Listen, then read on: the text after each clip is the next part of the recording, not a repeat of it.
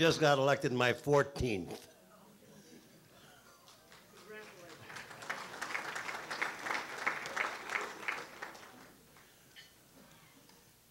We didn't introduce someone that if I don't introduce her, I won't get a baked potato tonight.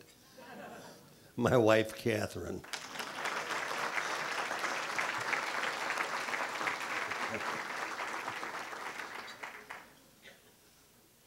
You know,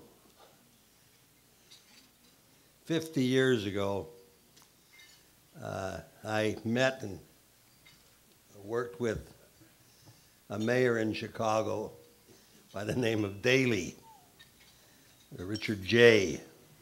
And I'm now working with another Daley, Richard M. So what you had in Chicago, you had father and son. In Rosemont, we did different. We went from the boy mayor to the old man. So here you got the old man.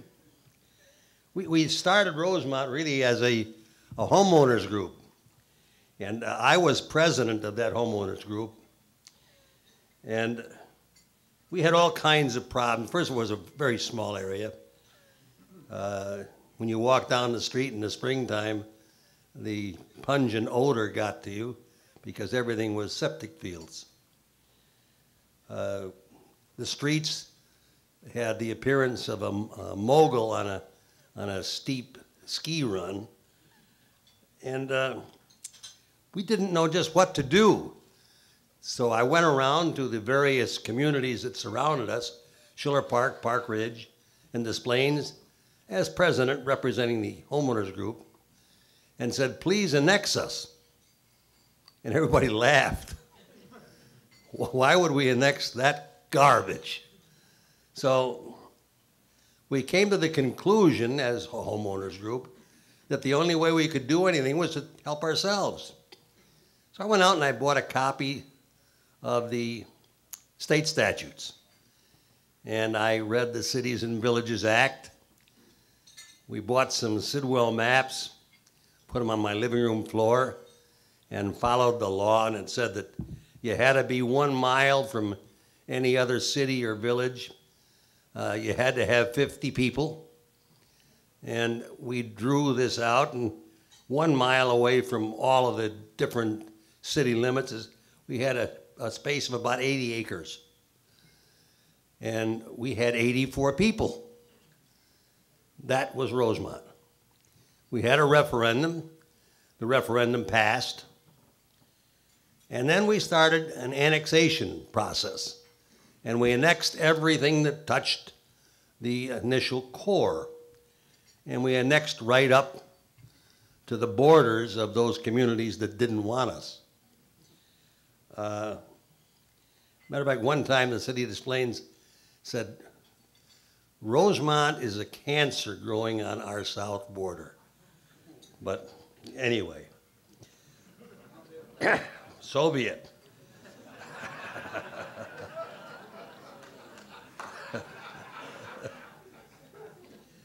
Now, we were elected, there were 6 trustees and a mayor and a clerk. The clerk didn't help us, but somebody had to fix those streets. We didn't have any employees.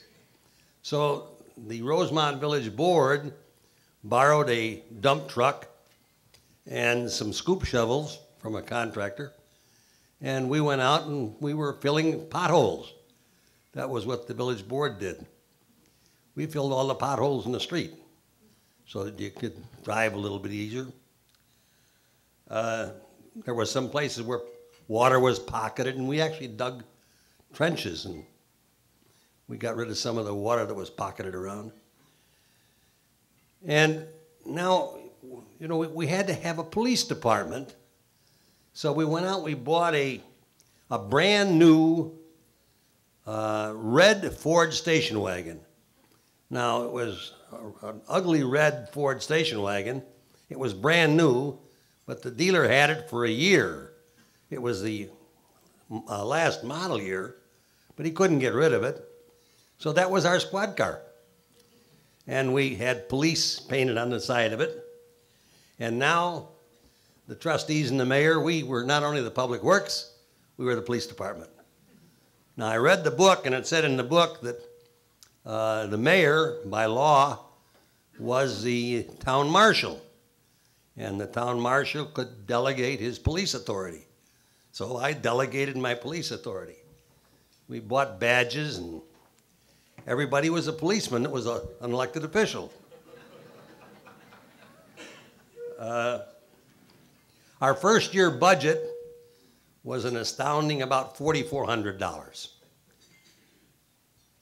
Now, we'll flash back, if you will, to 1954, and my son Don, who's in this room, was his first birthday party. And we were having a party in my home, little home that still exists there, and we ran out of beer. So I'm a young guy, and I run out and get the beer, right? So I go to a place on River Road. It was called the Sunrise Club. And I went in there. I said I wanted to buy some beer. And the man there said, "Son, you don't want to be here." And I said, "Yes, sir, I want to buy some beer. I'm having a party, and we ran out of..." "Son, you don't want to be here." He was right. It was a house of ill repute. Now, during this annexation process, we had annexed all this land around River Road, and between Foster Avenue on the south and Devon Avenue on the north, there was 5 of these places. There was a Ginger Snap, the Orchard. Oh, you don't want to know the names. I don't think any of you were there. But now we had our police department, and we had our red squad car, so now we had to get rid of these bad places. Because we didn't want to be known as a mobbed up town. So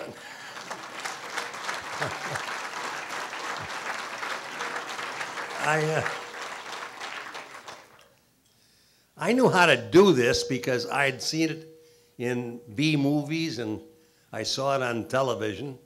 So I called my volunteer police officers to my house, and only I knew where we were going. So I had my red squad car and my volunteers, and we went and we took one of these places on River Road, and we knocked the door down. Now today, you couldn't do that. I'm glad the statute of limitations is run.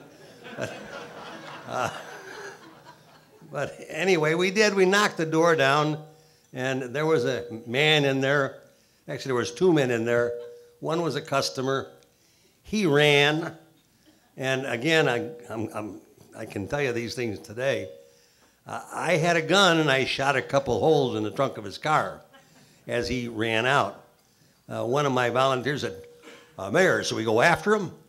I said, "No, I don't think so. Let him just explain to his wife the bullet holes." So anyway, we took these 3 ladies of the night and their salesperson, and we took them to a lockup that we had made arrangements with if we had a prisoner, because we didn't have a jail, in Franklin Park. So we locked them up in Franklin Park. Before we got out of the front door, they were out. Now, I went to court. I'm thinking we're going to get a trial here now, because I'm going to be a witness. No witnesses, no trial. Some guy walked in, well dressed. He walked up to the front where the judge was and said a few words to the judge, put something down on the table, and walked out, and the 4 defendants walked out with him. And I'm sitting there wondering, when does the trial start? So when the court was adjourned, I went up and I talked to Judge Froman was his name, Dick Froman. I said, "You know, Judge, what happened?" And he said, "Well, here, under the law, the maximum fine is $200. He said, here's the $800. He pled guilty and they went home. Now, the next night they were right back in business. So that didn't work. Now, the only thing we could figure out now, to get rid of we started something that, again, today wouldn't be accepted. We went there and we wrote down license numbers, and we literally harassed them. And after a few months of just harassing them, there were no more houses of ill repute. They didn't like to be harassed. So that's how we got rid of them.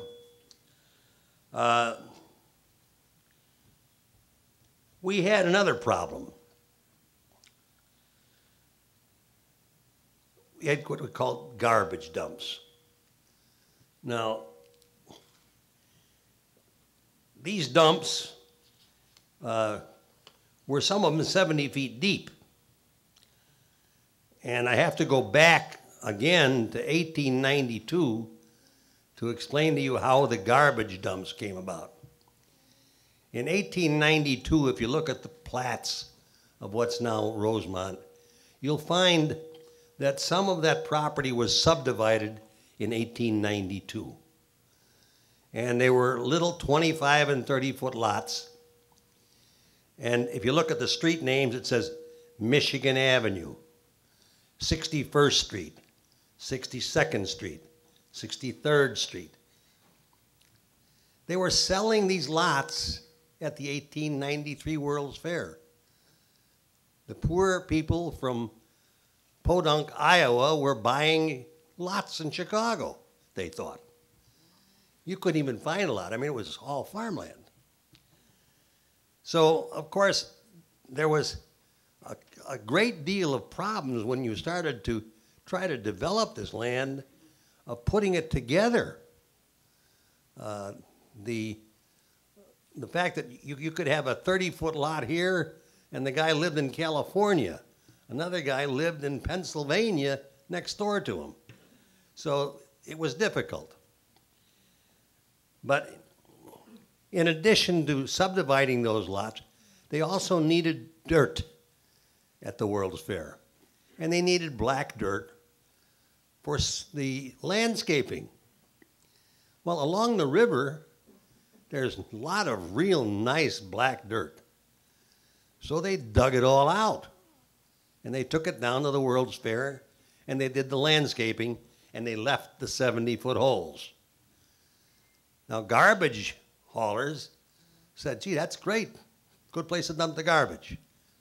So now we had, all along River Road, all along the Des Plaines River, we had garbage dumps. And there was smoke, stench. You can really understand why none of these communities wanted to annex us, can't you? It wasn't pleasant. The only thing that we could do again, we harassed them. We'd call the county health department and the building department, and they'd send inspectors out. And we did get rid of some of the smaller ones. The larger ones we finally had to take by eminent domain. Now, to give you a feel of where these garbage dumps were, at River Road in Higgins, there's a project there, I call it a project, it's a development called Riverway. There's a Marriott Suites Hotel, there's 3 large office buildings. That sits on a 70-foot deep garbage dump. That's what's underneath that thing. The property across the street was also a dump.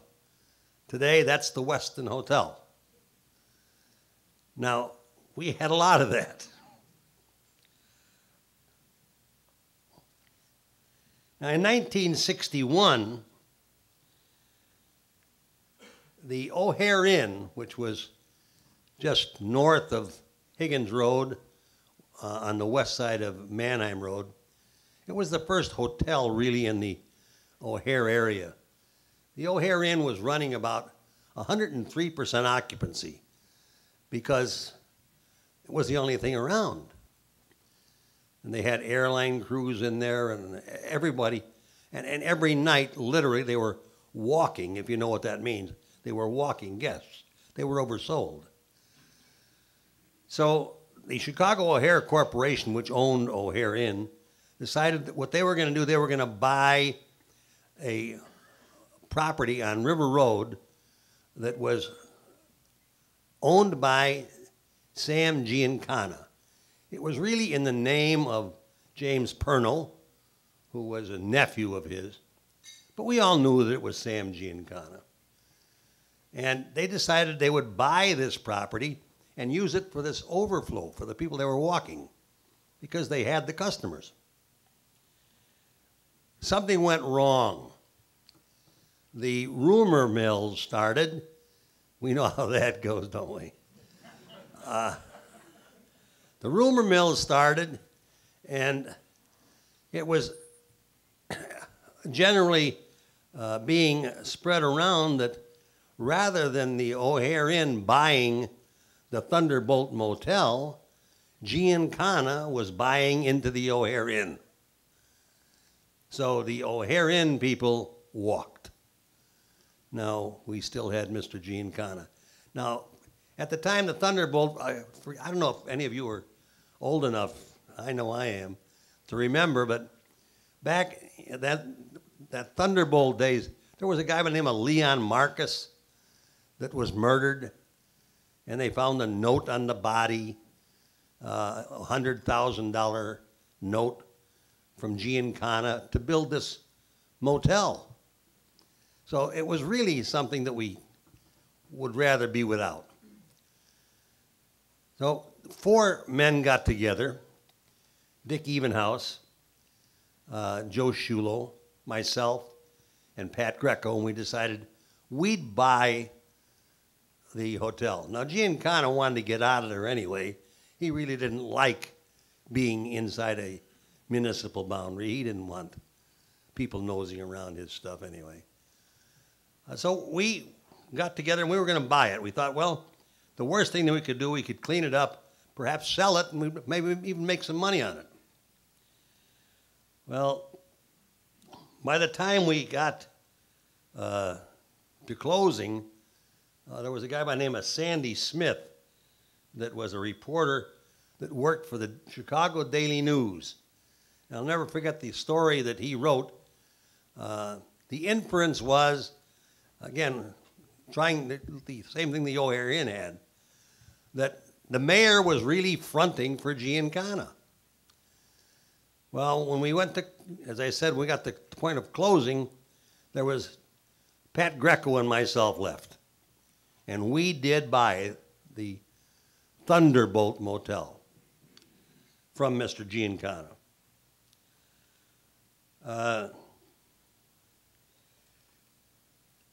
Now, from that day on, every time I read the newspaper, and that is 43 years ago, all anybody talks about is how the mayor dealt with Giancana. And I hear it to this day. People, I bought a piece of real estate 43 years ago. Now, because of the publicity that I've received over those 43 years, it was probably the worst deal I ever made from a public relations point of view. Now, from a financial point of view, it was the best. I bought that hotel. We changed the name, cleaned it up. Over the years, we added more rooms. When I sold it in 1987, it had 151 rooms, and I sold it for $6 million. So as I say, it was the best real estate deal, the worst public relations. But that's the story, the true story of Giancana.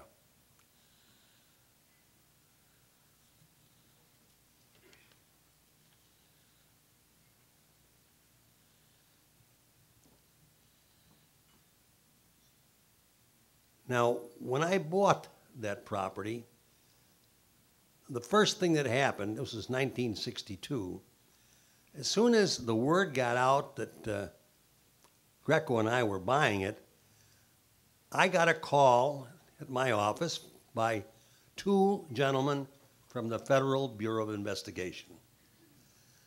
One gentleman was Ralph Hill, and the other was John Bassett, two agents from the Federal Bureau, and they wanted to know about this purchase from Giancana.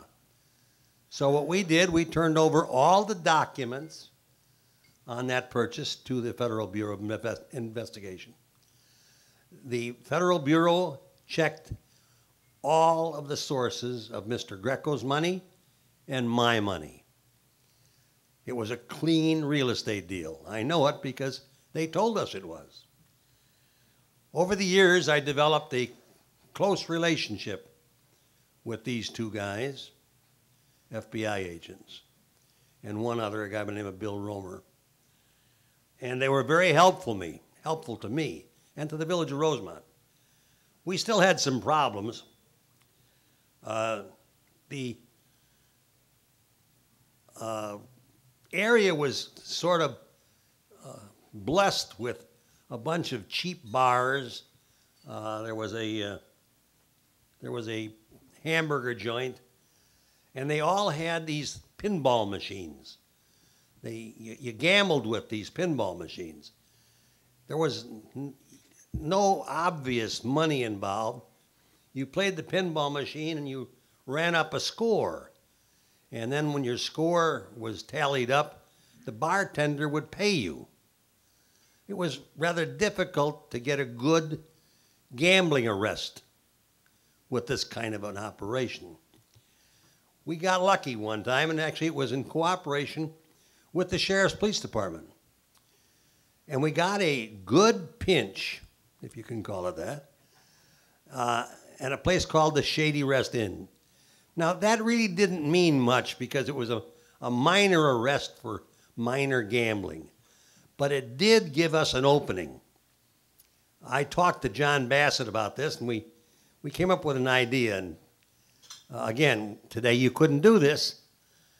I told my public works people to go out and in every bar and this coffee shop in Rosemont, pick up these pinball machines, tell the owners that they were being used for gambling, we would not permit it, and take them all to the public works garage. And from one of the guys that had the store, actually the guy that had the hamburger joint, we got the name of the gentleman that serviced these machines. So I called the gentleman and I said, you know, we've got all your machines. They're being used illegally to do gambling processes here, and we don't want them. Unfortunately, one of your machines has already fallen off the truck, and it's broken. Now, we don't want any more to fall. We'd suggest you come over and pick them up. And they did. He came over, sent somebody over, and they took all the machines. We had no more pinball machines. They were gone. Now, again, with my friend John Bassett, we talked about some other things that were unsavory people were involved. And we had a survey made. And in this survey, we found that every cigarette machine, every jukebox in Rosemont, and there were a lot of them, every one of them was owned by two companies, Apex and Deluxe. And John told me who owned Apex and Deluxe. I didn't know. Remember, I'm a young punk now. I'm an old man, but I didn't know too much then. So we passed an ordinance. We said you can't buy cigarettes from a machine. We passed another ordinance and said you can't have coin-operated amusement devices. You had to buy your cigarettes over the counter from a live salesperson. And the bar could have music, but not coin-operated. That was the end of Apex and Deluxe. They were gone.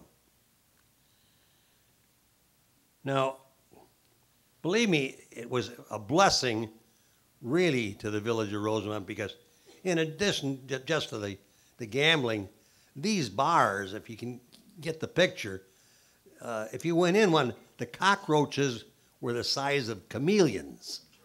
You know, that's actually true. But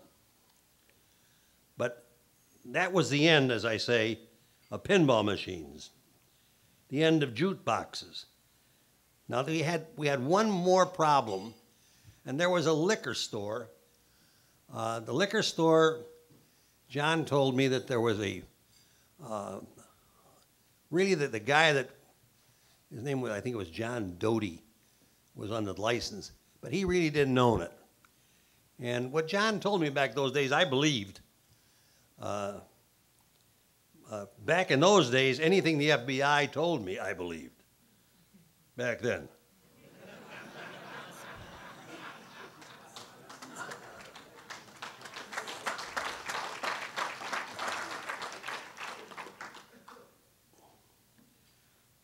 So I called a liquor license hearing concerning this liquor store. Now, if you understand, when a local license is being reviewed in a community, the mayor, he can delegate the authority, but by law, the mayor is the liquor commissioner. He's the judge. I like being the judge. So we subpoenaed all their books and records. I'm the judge, and I'm looking at these books and records, and I'm saying, wait a minute, there's something wrong here. There's two sets of numbers. Now, which set of numbers is right here? Well, the Fed, of course. Well, I can understand the federal, that would be the right one. But if the federal numbers are right, the state numbers are below what the federal numbers are. And if that's true, then you're cheating the village of Rosemont because we share in the state sales tax. Therefore, I revoke your license. Now, they appealed that one to the Illinois Liquor Control Commission. That's the only time the Liquor Control Commission upheld me.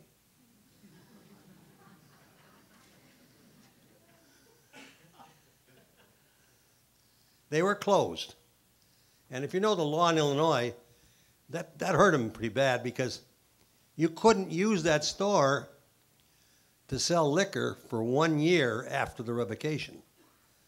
Now, that's the only time, though, that we did get any kind of a repercussion because the next morning, at that time, we had our city hall in a storefront.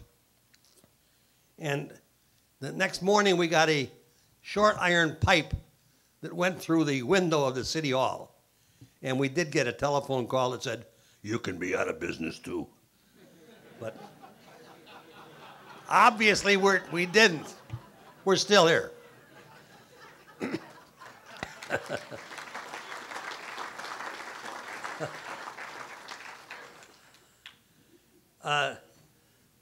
The point to that story is to try to explain, and it's troublesome when I read the press today.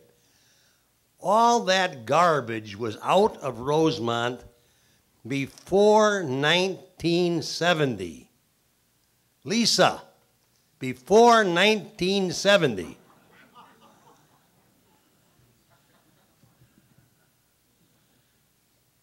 Now, we wanted to go forward from there.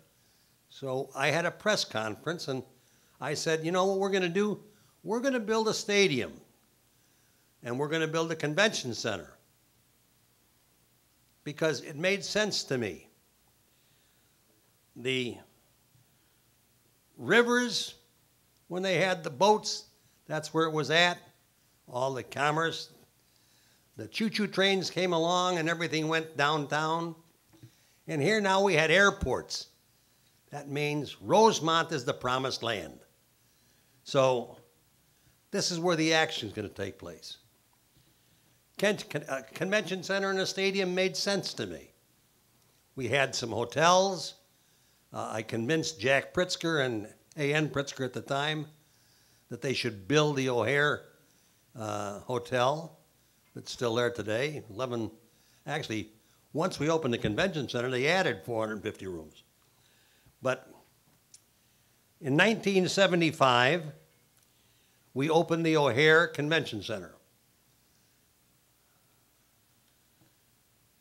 Now, all we had was 100,000 square feet, but we opened it. And it was a success from day one. In 1980, after a tragic accident, by the way, we built that building twice and still opened it on time. But we had the roof collapse there. Most of you probably remember that one. And I should go back a little bit on that too. When I announced that we were going to build the stadium, Len O'Connor, you all remember Len O'Connor. Len O'Connor was on the news and he said, they're going to build a stadium in Rosemont. They'll never build a stadium in Rosemont, and I am Len O'Connor. So, when we had Herb Cupson out there that night of the grand opening, we had George Burns was at our grand opening, and Kenny Rogers. And I sent a telegram to Len O'Connor. And I said, "Dear Mr. O'Connor, come and see the stadium in Rosemont, and I am Don Stevens."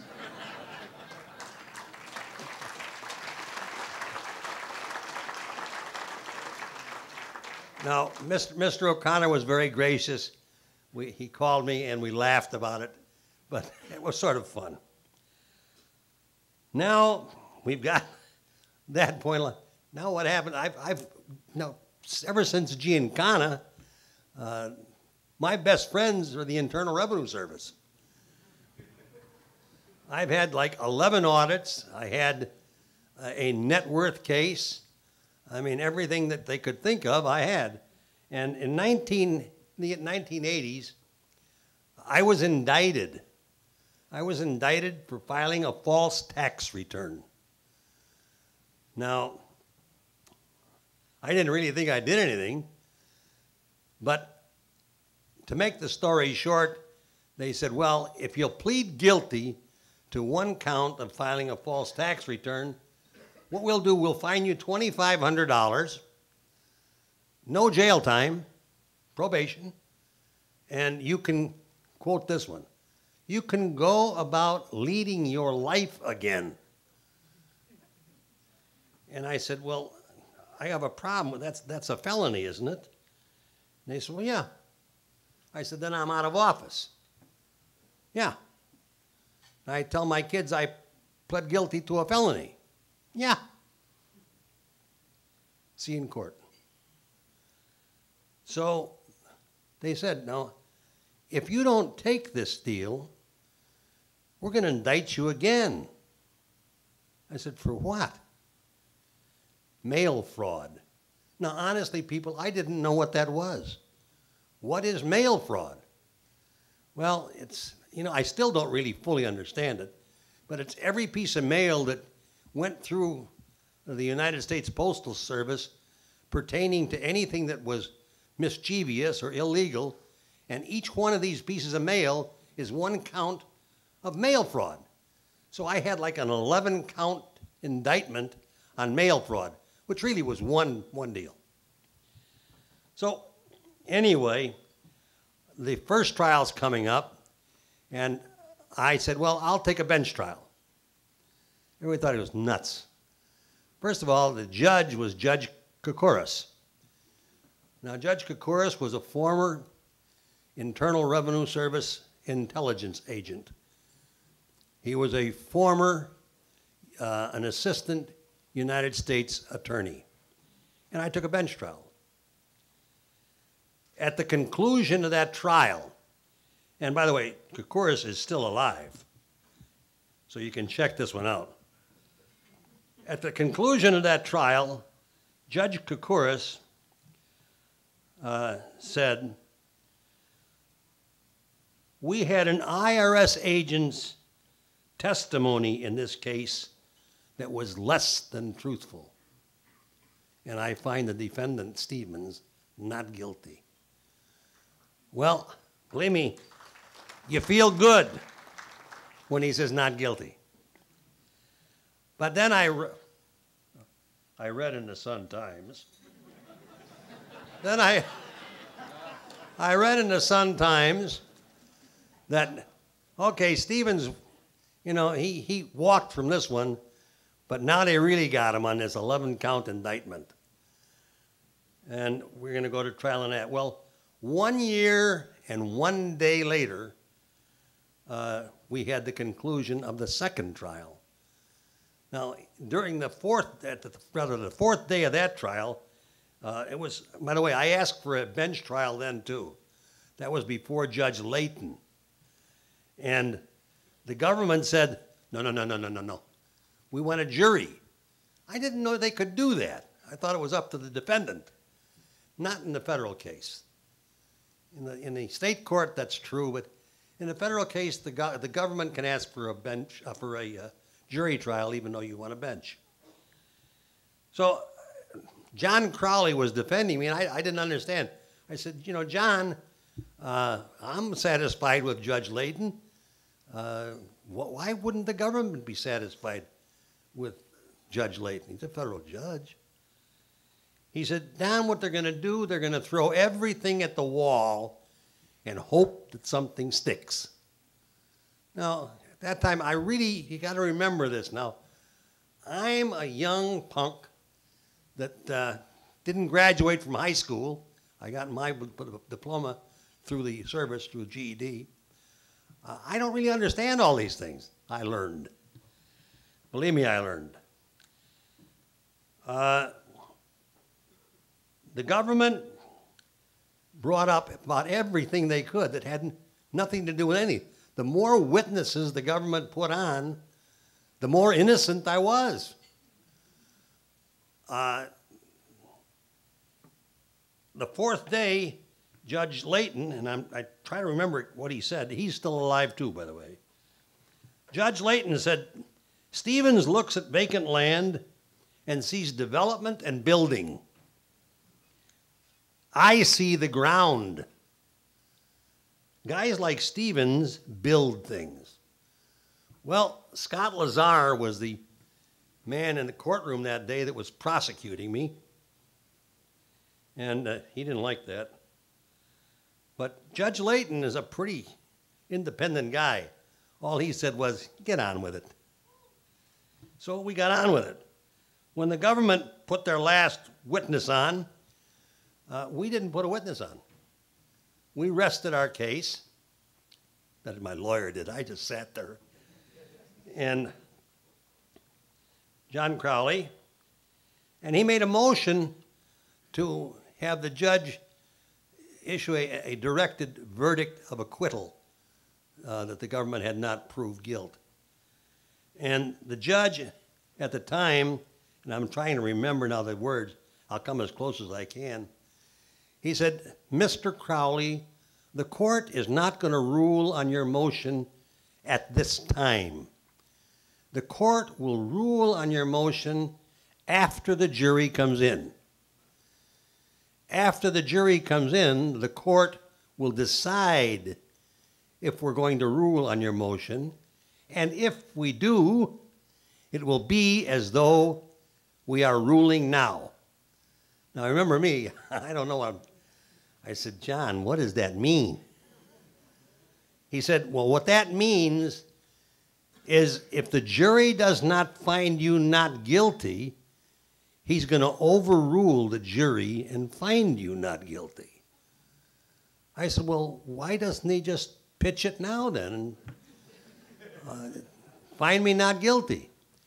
He said, because, and like I say, I'm getting to be a lawyer by this time, because if the jury finds you not guilty, the government cannot appeal it.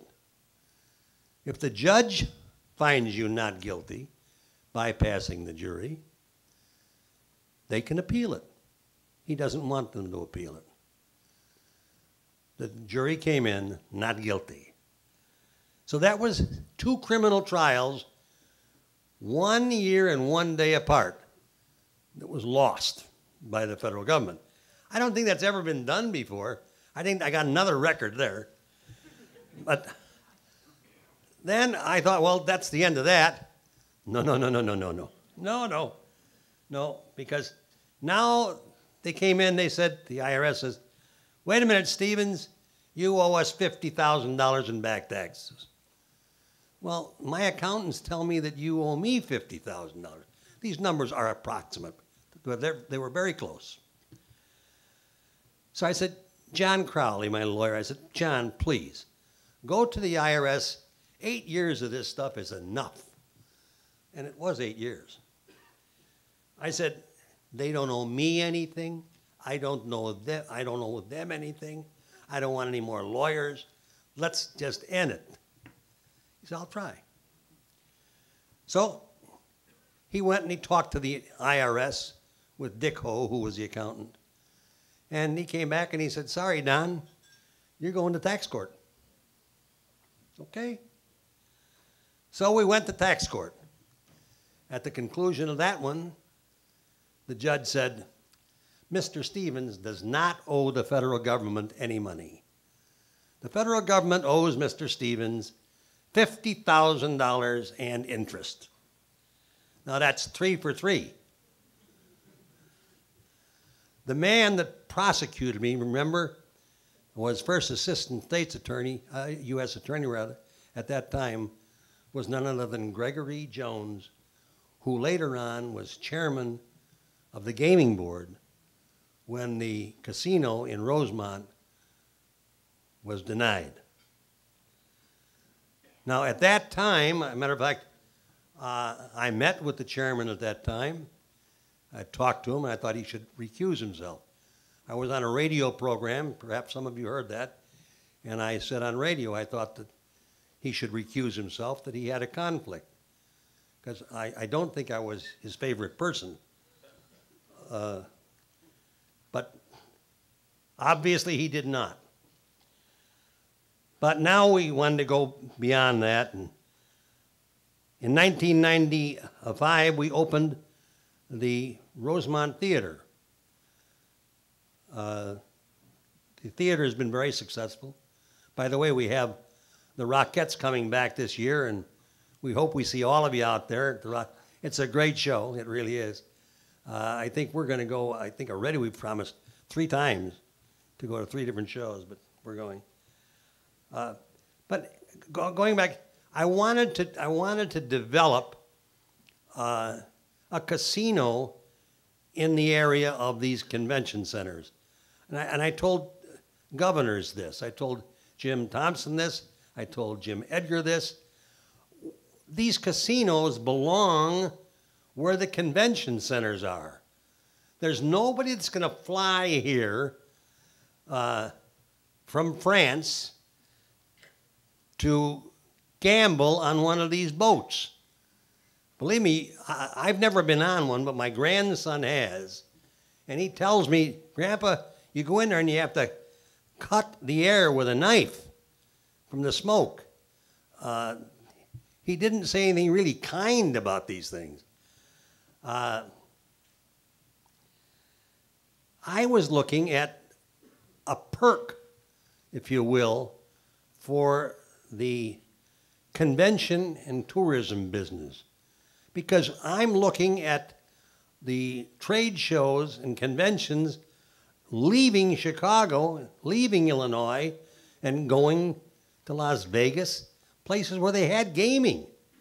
So I'm saying, look, let's give them a little gaming, just so the ones that are in love with gaming, and all of them are not, but some are, and we'd give them a upscale, or if you will, a genteel gaming. And I tried to get Governor Edgar to go with Catherine and I, and Mrs. Edgar. I wanted to take him to Germany at my expense. to look at the casinos in Wiesbaden, in Garmisch, in Germany. Now, in those casinos, all you see in the main part of the casino is a very genteel crowd. The only place you'll find slot machines, like in Garmisch, is in the basement. You don't find them anywhere else. At least not since Catherine and I have been there.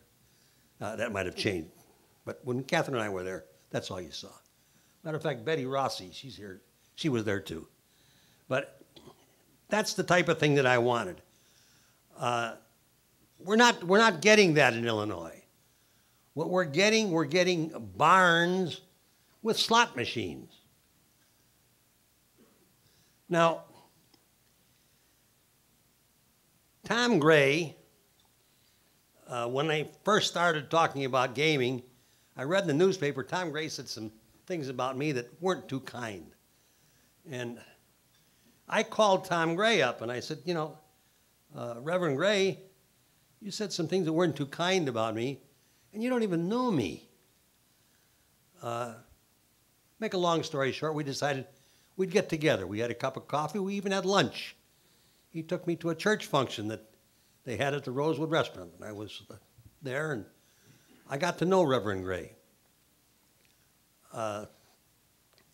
And in our conversations, Tom said to me one day, he said, you know, Don, he says, if you could get one of these casinos to commit to half table games and half slot machines, he said, I might. Remember, Tom, you might. I might stand up and endorse your casino. And I said, man, I got him now. So I went to 3 companies. Now, the first 2 said absolutely nothing. They didn't want any allocation. Now, the third one, I said, well, I'm gonna get him in a spot where he can't get out. And I said, now, wait a minute. If the only way you can get a casino in Illinois is to agree to an allotment, table games vis-a-vis slot machines, what would you agree to? 90-10. But I don't want to guarantee that I'll keep the tables open all the time. 90% slot machines. Now, that's an area I think that the gaming board should take a look at. Now, I'm not trying to run the gaming board. Goodness sakes, I wouldn't do that. But why can't we have a rule that you have to allocate these positions? Table games vis-a-vis slot machines. A table game, you can win. You can beat the house. The odds are against you a little bit, but you can win. Because it's fixed. It's like a vacuum cleaner in your pocket.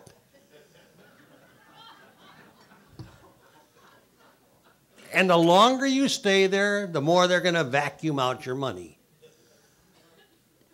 So, Tom didn't know I was going to say this today, but I'm now in Tom's corner on slot machines. I think they're wrong. I think we should do something in that area to give the player, if you're going to have gaming, a player a chance to beat the house. That's gaming. It isn't gaming just to go in and donate your money.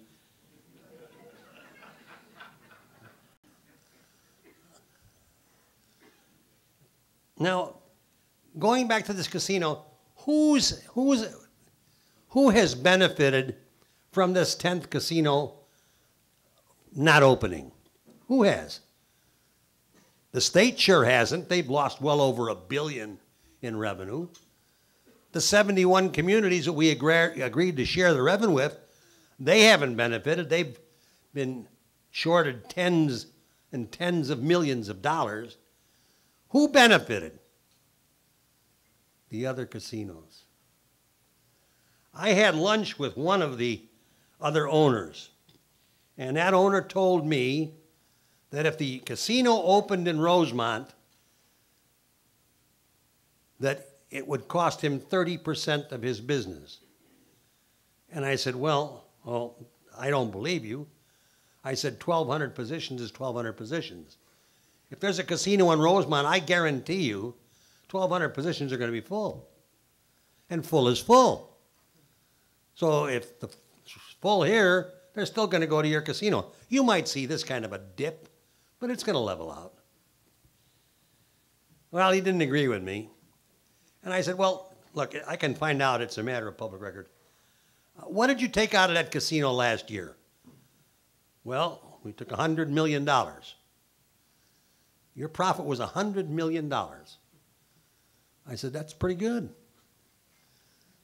He said, well, it's not as good as the one in Indiana. I said, why isn't it as good as the one in Indiana? He said, well, the one in Indiana, we got $65 million. I said, this is true now. I said, well, why is 65 better than 100? He said, because we don't have a partner in Indiana. So they only got 50 million. So out of these two casinos, they got $115 million. Now, you know, I think enough is enough. But I haven't got 115 million. I have some of the 6 million left.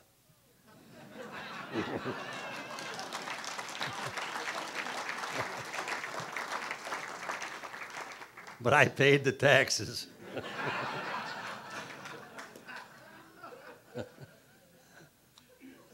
But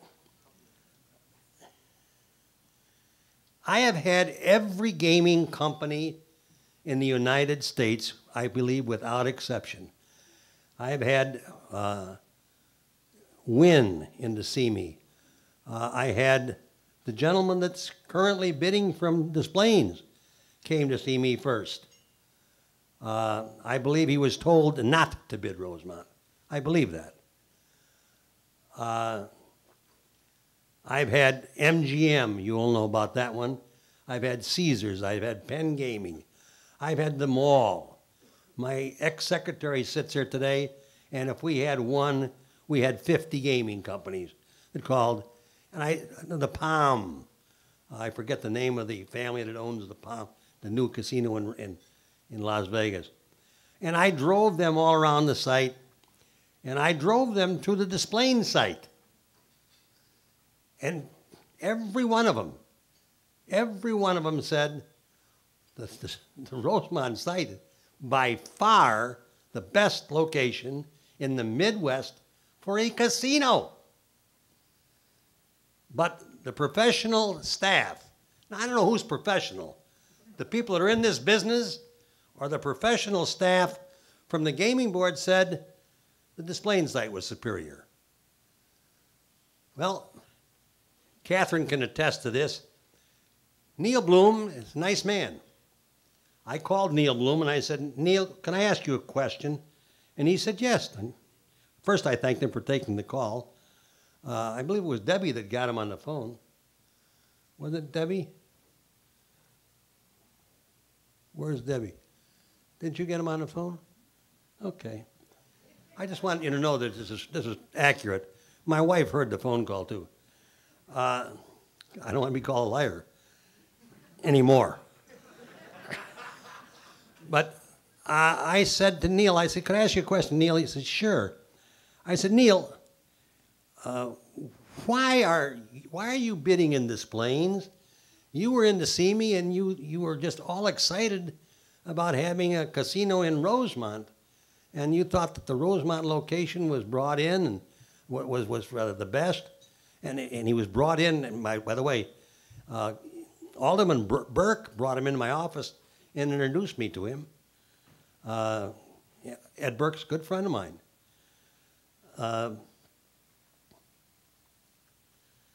And Neil said, well, the reason we're bidding in Des Plaines, because it's the best location.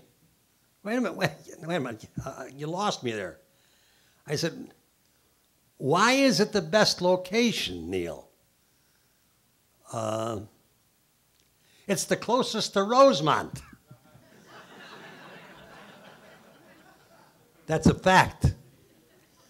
Now, if you look at Neil Bloom's location, and I'm not picking at Neil Bloom, I think Neil Bloom was told not to bid Rosemont. If you look at Neil Bloom's location, if you're in our city hall in Rosemont, you look out the window at Neil's location. It's 50 feet outside of Rosemont. Now, what do we do? The mobbed up town, we've got a wall there, and that's the end? It's nonsense. The location is far inferior to the location in Rosemont. Now, I don't know what the gaming board's going to do. They do their own thing. But I just wanted to make that point. Now, I'll give you a little bit of facts about Rosemont. The Rosemont Arena, the town, by the way, is quite successful. We've been the top grossing arena, or arena of the year, 5 times. The theater, when it opened in 1995, was the best new facility. We've been the top grossing theater 3 years after that. The arena has remained one of the top 10 grossing arenas for all of the 25 years it's been open. The now Donald E. Stevens Convention Center, and I didn't name it, Jim Freeman did, hosted last year 1.3 million guests, attendees, conventioneers, if you will. For the first time, you'd have an opportunity, if you had a casino, to get out of state money. That's where it belongs. The village of Rosemont, when you consider per capita, the village of Rosemont probably returns more per capita than any city or village in the state of Illinois. We return about $10,000 for every man, woman, and child in Rosemont to the state of Illinois every year. We've started some cultural things. We have the world's champion drum and bugle corps 2 of the last 3 years because we feel we owe something back to the community. We've started the Chicagoland's Pop Orchestra. It's been very successful to date. We hope you'll all get on board for that one. And basically, what do we want in the future for Rosemont? I want to get that off my chest. We want a fine entertainment complex. We want to draw more tourism to Illinois, to Rosemont. And we know that we can do it by adding entertainment. If the casino is in there, fine. If it's not, we still want the same thing. We want an entertainment complex. And by God, we'll get one. Now, we would like Rosemont, if you will, if you go out there and anybody, especially reporters, any of you guys want to really find out about Rosemont, come on, I'll give you half a day and I'll tell you all about it. We're great for flowers. We're great for landscaping. We want Rosemont, if you will, to be the Disneyland of the North. That's what we want. And we want to be proud, as we are now. When this thing is finished, we want to be proud of our community. And that's about all I can tell you.